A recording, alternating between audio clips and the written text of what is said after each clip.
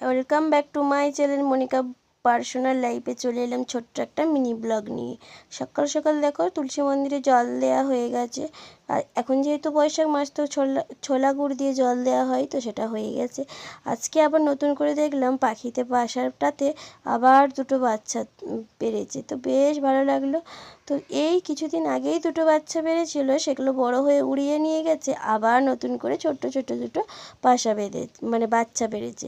তো চলো সেগুলোই দেখলাম আর তোমাদের সাথেও একটু শেয়ার করে নিলাম। তো চলো এখন বানাবো চা। তো চা খেয়ে তারপরে বাকি সমস্ত কাজকর্ম করব। তো এখানে চাটা বানিয়ে নিয়েছি আর এখন আমি চাটা খাচ্ছি।